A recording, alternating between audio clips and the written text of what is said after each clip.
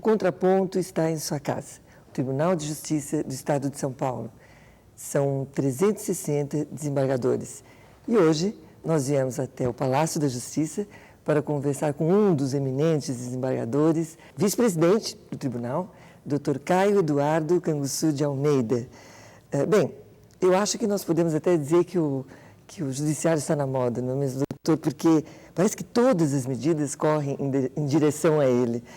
E hoje nós vamos saber o que o doutor magistrado pensa a respeito de algumas dessas várias medidas. Cacilda, eu, em primeiro lugar, gostaria de dizer da minha alegria de estar conversando com você aqui. Obrigada. Acho que isso é uma oportunidade que a gente tem de fazer o judiciário chegar mais próximo da população. Sem dúvida. E se tornar mais informado a respeito daquilo que efetivamente se passa no recinto dos fóruns e dos palácios de justiça. E como você disse, de fato, o judiciário é o tema da moda, não é? É verdade. Hoje em dia, os fatos que estão acontecendo estão envolvendo muito o Poder Judiciário. E é por isso que eu acho muito importante esse contato que nós vamos ter essa abertura através da televisão com a população, porque, na verdade, isso tem um caráter de quase uma prestação de contas, não é? Porque muitas vezes nós somos julgados apressadamente por pessoas leigas que acabam nos trazendo críticas que nós reputamos imerecidas. E sem saber de fato o que acontece. Né? Então, esta é uma oportunidade que a gente tem de trazer alguns esclarecimentos, algumas explicações, algumas justificativas para atuações que nós tivemos e que nem sempre foram bem compreendidas. Perfeito, doutor Caio. Vamos começar, então, falando sobre o Conselho Nacional de Justiça, que também está na moda. E, inclusive, ele baixou uma resolução que acabou estragando as férias aí, recentemente de muita gente, principalmente os estudantes, com essa história do estudante de Direito agora ter que esperar 3 anos para prestar concurso para a magistratura. Quer dizer, o que normalmente aconteceria em seguida, a sua colação de grau, já não pode mais. Isso não soa um pouco estranho, já que o senhor não acha, o estudante resolveu cursar, por exemplo, quem está no 3º, 4º ou 5º ano, que já se propôs a fazer a faculdade exatamente por isso, para em seguida já prestar o concurso, agora vai ter que esperar 3 anos. Não é um pouco assim justo isso? Eu fico muito à vontade para responder essa pergunta e vou dizer por 2 razões. A primeira é porque, na verdade, isso cria um obstáculo muito grande para o acesso ao judiciário.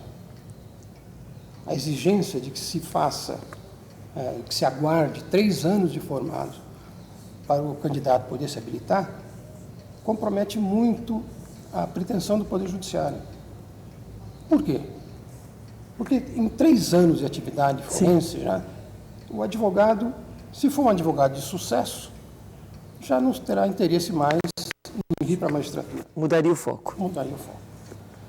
Se ele não teve sucesso, para o judiciário não é interessante receber alguém que não teve sucesso. É verdade. Então, eu acho que realmente não foi uma decisão muito feliz. Não foi. E eu digo para você que eu estou muito à vontade para responder isso, porque eu tenho um filho candidato à magistratura. Ah, mais um? Mais um. Puxa. E ele está se preparando já há 2 anos. Né? Mas ele ainda não tem 3 anos de formado. Né? Então, isso está servindo para ele assim, de um desalento muito grande. Imagino. Ele teria que aguardar mais 1 ano se preparando para prestar um concurso. E como eles, são muitos e muitos candidatos com esse mesmo problema. Não tenha dúvida. Então, eu me permito dizer que realmente não foi uma solução, no meu modo de ver, feliz. Não foi feliz. Até porque, como nós fazíamos antes, contávamos o tempo de estagiário, o estagiário já formava-se com 2 anos de experiência. Então, ele tinha que advogar no máximo 1 ano para fazer isso. Prestar o concurso. Anos, né?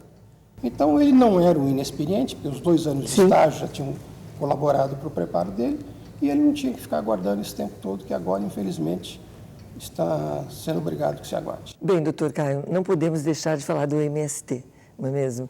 E o que eles não têm feito com os juízes, não é mesmo? Eles ameaçam, primeiro pressionam pelas sentenças favoráveis, depois ameaçam aqueles que têm a coragem de mandar prender os invasores, não é mesmo? Não parece um pouco se correr o bicho pega, se ficar o bicho come? Não sei, me representa um pouco isso. O que o senhor pensa a respeito dessa sina, vamos dizer assim, como lidar com essa hipocrisia, com esse farisaísmo, enfim. O senhor não acha que o Poder Executivo está nessa um pouco como simples, mero espectador? Eu acho que o grande responsável por essa crise é o Poder Executivo, efetivamente. Se ele houvesse cuidado como deveria cuidar do problema da distribuição de terras, eu tenho certeza que isso não estaria acontecendo do jeito que está. E, de fato, por causa de tudo isso, o MST tem sido uma pedra no sapato dos juízes e do judiciário em geral. Porque o judiciário, às vezes, tem que tomar decisões, né, contrariando este movimento dos sem terras, mas são decisões que têm que ser tomadas porque a lei impõe que se tome. Sim. Então, o que a gente gostaria de desejar, né, que o Poder Executivo cumprisse a sua parte nesse problema da distribuição de terras. Até da ordem pública, né? Por que não?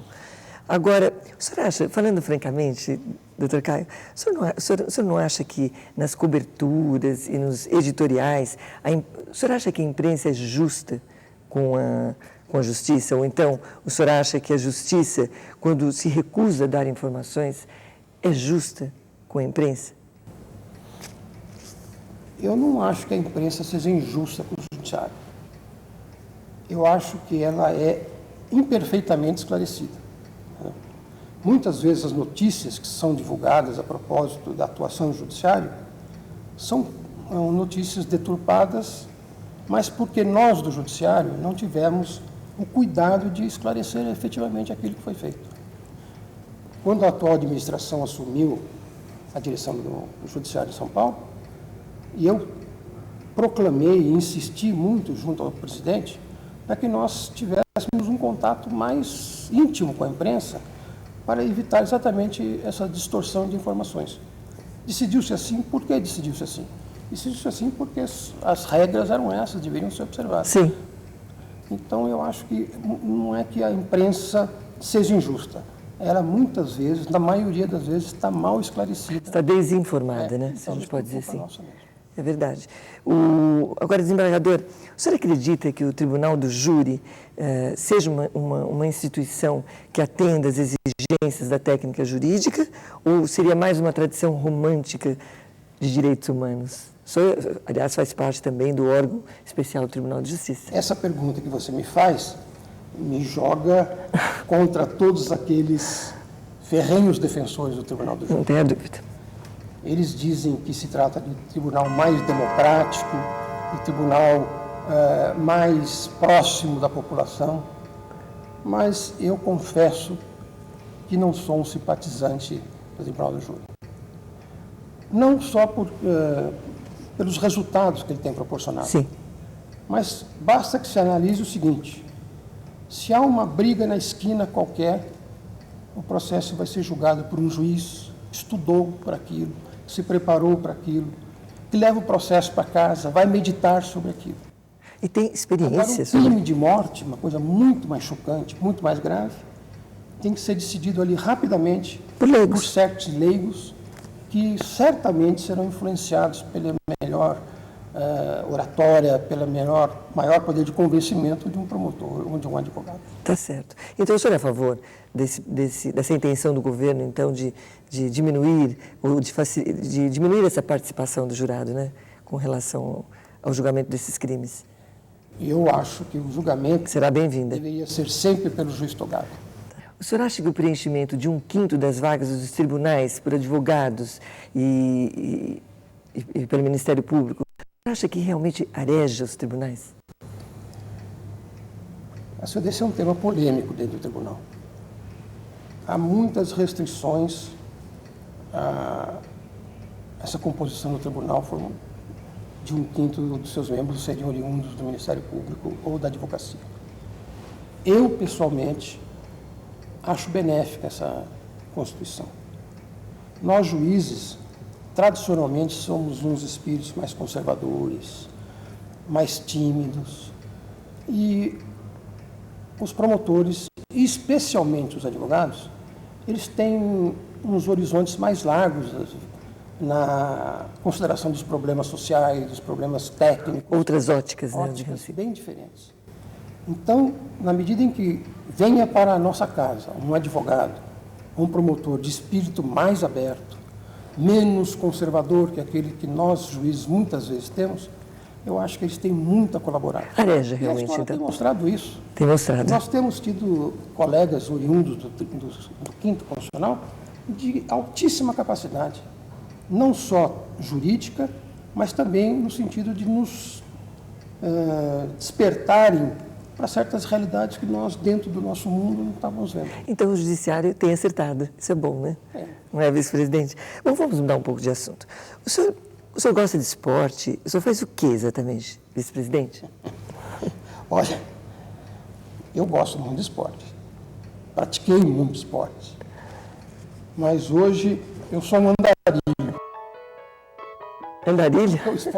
Meu esporte hoje é andar. O senhor não joga futebol, não? No time do presidente da casa? Não, futebol não. Joguei muito basquete, no tempo de faculdade, jogava no time da escola. Joguei muito tênis, né?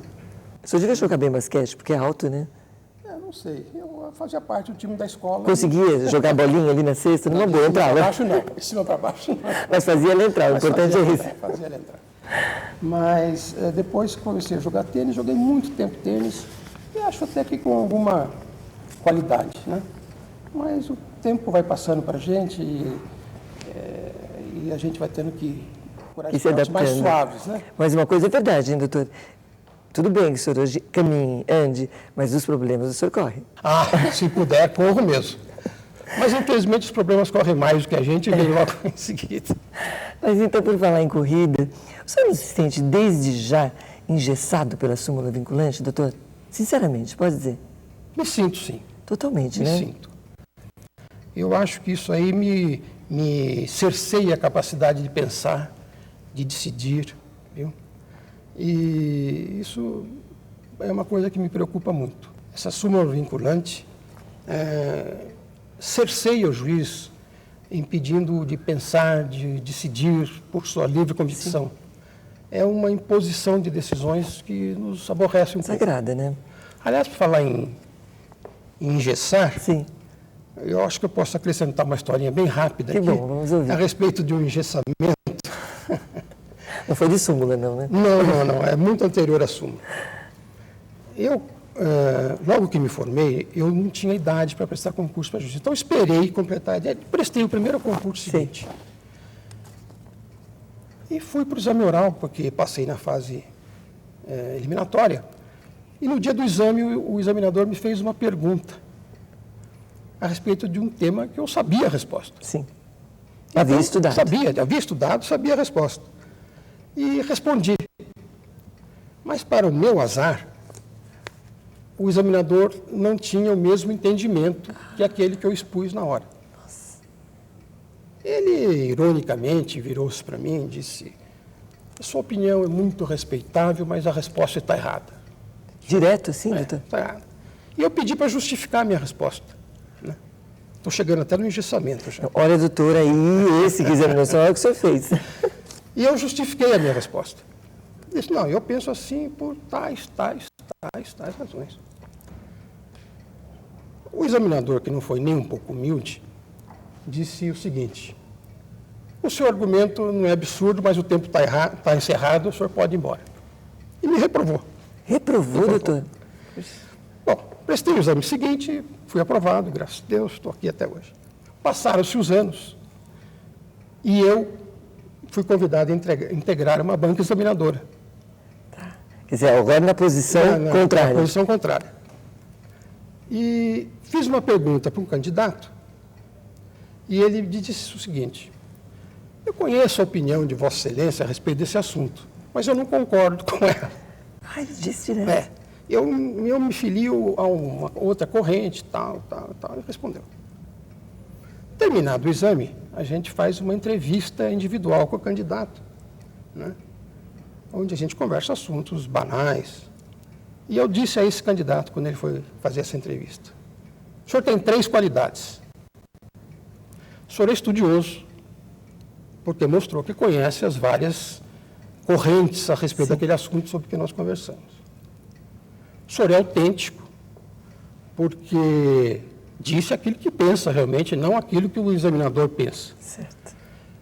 Mas a sua maior qualidade, eu disse para ele, o senhor tem muita sorte. O examinador que está aqui sou eu, e não aquele que há 20 anos atrás me examinou e me reprovou comigo, né? que eu tive o topete de dizer que eu pensava diferente. Felicidade, sim.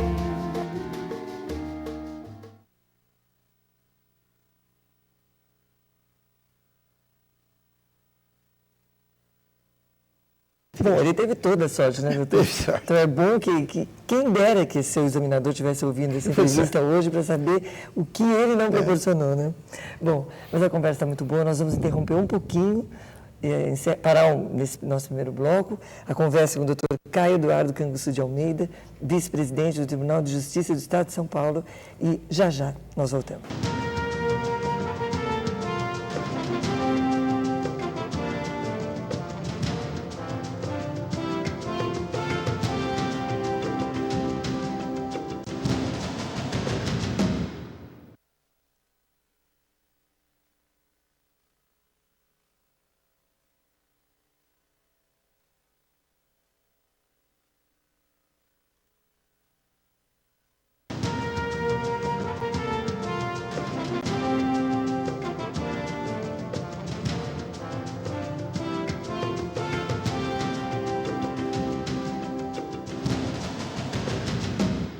Bem, de volta ao nosso segundo bloco, conversando com o vice-presidente do Tribunal de Justiça do Estado de São Paulo, Dr. Caio Eduardo Canguçu de Almeida.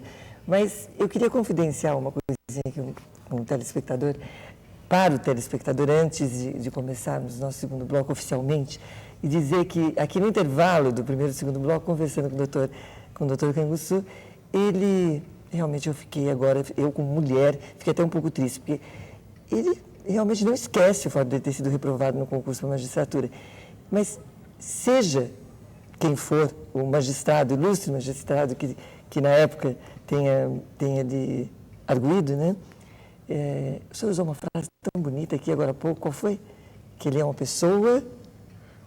Rempli de soi-même, rempli de soi-même. Pois bem, então, que eu tenho fé e tenho esperança que ele ouça e realmente tenha mudado de postura, porque não se reprova, doutor Caio Canguçu, não é? Só que ele não vai poder escutar, a não ser que lá no céu seja possível. Ai, não está, mas aqui que pena, doutor Canguçu. Aliás, se tivesse, acho que eu não teria coragem de contar isso aqui também. Então, tá bem. Então, vamos começar oficialmente o nosso segundo bloco.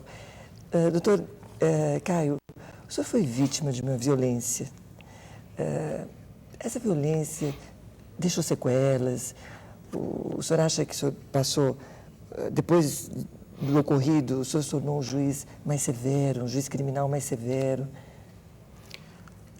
Deixou sequelas, sim. Eu fui assaltado 4 vezes. E assaltado no sentido técnico da 4 palavra, vezes? com armas, né? Na verdade, 3, porque a 4ª foi meu filho que estava com o meu carro e foi levado pelos assaltantes. E as sequelas ficam muito Vivas, né? Vivas durante muito tempo, não é? Mas eu não acredito que, do ponto de vista de maior severidade, isso tenha tido reflexos, não. Eu sempre procurei manter uma linha judicante que eu acho que preservei. Mas, realmente, hoje, eu, minha família, somos pessoas muito receosas. Sair de casa a certas horas, andar sozinho em certos locais, isso marcou, e penso que definitivamente, eu acho que isso aí é uma marca que não há tempo que vá apagar. Doutor, o senhor fica até sério, fica assim sério, sentido quando fala sobre isso. Vamos falar de coisas alegres. Bem, o meu marido me contou que o senhor é um ponte pretano fanático. Olha, se o seu marido estivesse aqui presente, ele teria a resposta que merece ter diante de uma mentira desse tamanho. O senhor não é ponte pretano? Na verdade, correndo um risco muito grande, eu vou dizer o seguinte: eu torço para 2 times de futebol, para o Guarani e para o adversário da Ponte, que eu quero ver sempre derrotada. Então, o senhor é minoria em Campinas, doutor. Bem, eu pesquisando, porque o seu sobrenome Canguçu é um tanto diferente, né? Mas pesquisando, eu li ali que em algumas pesquisas ele consta lá como cabelo grande, mas fui aos dicionários e descobri que não é cabelo grande, é cabeça grande. Então eu faço uma pergunta: isso tudo o que é? É muita capacidade, muita criatividade? Quer dizer, o senhor tem tudo em dobro, ou é muita teimosia, doutor? Olha, eu estou sabendo desse significado agora. E eu conheço Canguçu como o nome de uma onça brasileira. Também, aliás, também. Aliás, um animal muito bravo, sim, muito valente. Muito bonito. Né? E de muita resistência física. Coragem também, né? O senhor acabou de dizer. Doutor, eu soube também nas pesquisas de uma história interessantíssima a seu respeito. Aliás, eu soube, a pesquisa foi pessoal, não foi uma pesquisa de registro, mas eu soube que o senhor teria, no começo da carreira, se apropriado de uma conduta da famosa carteirada de juízes. Você não quer contar para os telespectadores essa história? Olha, eu conto com muito prazer. Mas é para contar a verdade. Mas com muito prazer. Porque tem uma pessoa que foi testemunha dessa história, que foi sua esposa, Malu, e ela está nos vendo. Então, você tem que contar a verdade. Não, ela vai confirmar, porque ela ficou indignada comigo esse dia.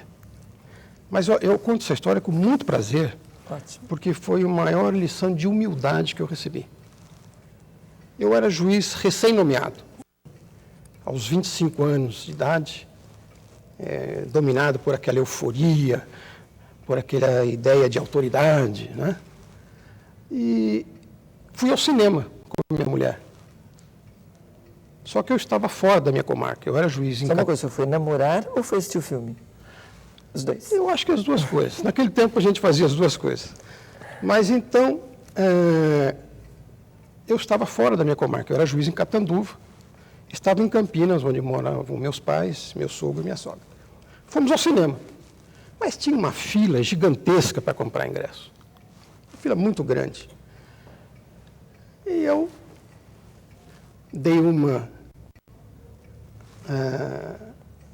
tal qual dada recentemente por uma autoridade, eu peguei a minha carteira de juiz, novinha, né? Brilhante, né? E mostrei para o porteiro para furar a fila e passar. Olha, o porteiro, um senhor de cabelos brancos, vestido aquela moda de porteiro de cinema antigo, com botão dourado, ele pegou a minha carteira e me perguntou o seguinte: o senhor está em serviço? Eu falei, não. O senhor é juiz em Campinas? Eu falei, não. Então o senhor não tem direito de entrar. Mas, por favor, o senhor é nosso convidado, pode entrar. Foi a maior aula que eu recebi, e graças a Deus no início da minha carreira. Puxa, porque a minha carteira de magistrado hoje é quase que peça ornamental. Eu não a uso para nada, a não ser que quando tenha que mostrar que eu sou juiz, se alguém me pede. Que ensinamento, doutor. Mas, olha, dado por um porteiro de cinema. Maravilhoso. Um homem humilde, diante disso. humilde, educado e um professor de comportamento humano. Puxa. Isso foi para mim uma marca que eu levo até hoje e procuro passar para os meus filhos, porque eu tenho 2 filhos juízes. Agora, se Deus quiser, terá o terceiro. É, né? O terceiro está aí, tentando. E que bom que o senhor teve esse ensinamento, Nossa, assim. olha, isso aí eu conto, olha, Não são todos talvez eu que devesse sentir vergonha de contar isso aí, não é? Porque, na verdade, foi um papelão que eu fiz. Mas eu conto isso com muita alegria, porque foi uma lição de humildade que me foi passada por um cidadão muito simples e que me hoje serve como norte para a vida toda. E o senhor está passando para quantas outras pessoas hoje aqui? Muito mais, não é? Que bom, que beleza, doutor. O que o senhor tem vontade de fazer com um colega seu quando ele vota a favor, mudando agora completamente de assunto, eu me lembrei disso agora, quando ele vota a favor da redução dos salários dos magistrados? Olha, essa é uma pergunta que você não devia fazer. Ah, mas eu me lembrei. Porque a resposta pode ser muito brava, muito brava. Que bravo, desembargador. Muito bravo. Mas, na verdade, olha, a gente fica muito triste com isso, né? Porque é preceito constitucional que os nossos vencimentos são irredutíveis, né? E não consigo conceber que não seja a redução de vencimentos determinar que alguém que ganha 10 passe a ganhar 5. Sim, é um absurdo, realmente. Então, isso, para mim, é um motivo de muita tristeza, muita decepção e, por força disso, de muita indignação. Mas sabe, eu fico aqui pensando, e eu vou explicar por que eu fiz essa pergunta. Sua sala é linda, maravilhosa aqui, eu estou encantada. Tem história aqui, os móveis são maravilhosos, grande, ampla. Mas aí eu fico olhando ali para cima e vejo a altura desse pé direito. Como é que o senhor reclama do teto, doutor? Deste teto eu não reclamo nada. Esse teto eu acho que é muito mais do que eu mereço. Todas as salas são assim aqui no Palácio? Pelo menos das salas de direção são assim, né? Mas desse teto eu não reclamo Sinto nada. muito, doutor, o senhor não pode se queixar de teto. Não, deste não. Daquele outro eu vejo muito. Pois é, vice-presidente. E por falar na sua sala, que é maravilhosa, eu fico pensando aqui, o senhor se sente muito feliz aqui dentro, plenamente feliz? Como é que o senhor se sente dentro de uma sala dessa, assim? Olha, Cacilda, rapidamente, eu me sinto muito bem nessa função que estou exercendo atualmente. Mas eu não seria sincero se eu dissesse para você que estou feliz com esse confinamento que o cargo impõe a gente. Nós, juízes, em segunda instância, estamos acostumados a trabalhar em grupo, né? Então, aquele intercâmbio de ideias, de convicções, aqueles debates, e aquilo eu acho que valoriza muito a atuação da gente, enriquece a atividade da gente. E aqui eu fico confinado a essas 4 paredes, ainda que muito bonitas, tenho pouco contato com os colegas e sinto muitas saudades disso. Mas estou muito feliz e muito honrado com esse cargo que me foi generosamente concedido pelos meus colegas. Pois, isso até me lembra uma história. Eu ouvi, acho que foi num filme ou numa peça de teatro, não me lembro bem, que em sentido contrário, que os filhos levam o pai para um asilo, deixam ele lá e perguntam a ele como é que tá lá a sua nova vida. E ele responde assim: feliz, que ele está feliz porque ele está feliz porque lá ele se sente acompanhado, sem os inconvenientes das companhias. Eu achei bem interessante. Bom, agora para encerrar, a conversa está ótima, desembargador, mas infelizmente nós estamos chegando ao fim. Eu queria, assim, que o senhor respondesse, sinceramente, a última pergunta. Todos nós temos um plano de vida. Sonhamos com alguma coisa, traçamos um destino para nós mesmos, né?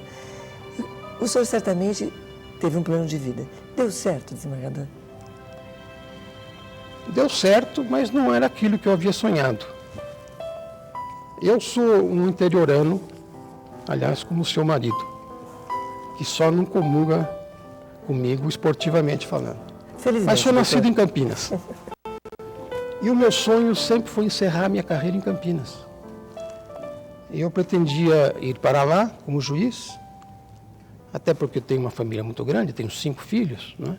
Achava uma loucura vir para São Paulo, claro, uma família grande. Então eu era juiz em Barretos e combinei com um juiz de Campinas que ia se aposentar de fazermos uma permuta para que eu fosse para Campinas e realizasse ali o meu sonho derradeiro de encerrar a carreira por lá. Só que esse colega meu me telefonou um dia e falou: olha, eu não gostaria de me aposentar numa comarca que não fosse do mesmo status que Campinas. Sim. Então vá para São Paulo como juiz auxiliar e daí nós permutamos e eu me aposento na capital, que afinal de contas é um cargo muito dignificante. Claro. Então eu fiz uma batalha, que naquela época era muito difícil conseguir uma remoção para cá.